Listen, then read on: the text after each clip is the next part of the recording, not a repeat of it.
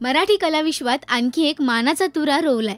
मराठी चित्रपट क्षेत्रात अभिनय, संगीत, निर्मिती, दिग्दर्शन यासारख्या अष्टपैलू गुणांनी उत्कृष्ट कामगिरी केलेल्या कलाकारांना चित्रपती व्ही शांताराम जीवनगौरव पुरस्काराने सन्मानित करण्यात येतं।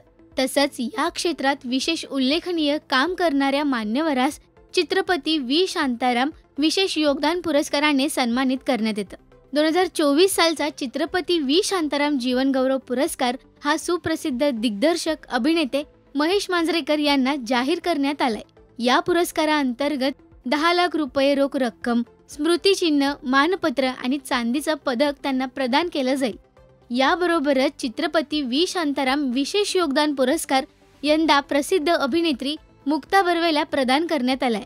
6 लाख रुपये, स्मृतिचिन्ह, मानपत्र आणि चांदीचं पदक असं या पुरस्काराचं स्वरूप आहे।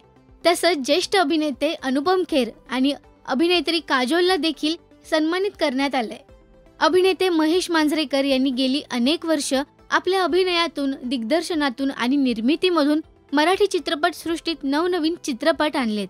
नटसम्राट, दे धक्का, जुनं फर्निचर, देव माणूस, पांघरूण यांसारख्या अनेक चित्रपटातून प्रेक्षकांना नवनवीन मेजवानी दिली। तर अभिनेत्री मुक्ता बर्वेने देखील आपल्या सहज आणि सुंदर अभिनयाने प्रेक्षकांच्या मनावर राज्य केले। मुंबई पुणे मुंबई असो वा आत्ताचा नाच ग घुमा, तिने साकारलेली प्रत्येक भूमिका ही उत्तम ती निभावते आणि याच कामाची पोचपावती या पुरस्काराच्या रूपात मिळाली। मंडळी, तुम्हाला महेश मांजरेकर आणि मुक्ता बर्वे यांचा कोणता चित्रपट आवडतो हे आम्हाला कमेंटमध्ये नक्की सांगा। मराठी सिनेविश्वातील बातम्या, अपडेट्स आणि गॉसिपसाठी सबस्क्राइब करा राजश्री मराठी।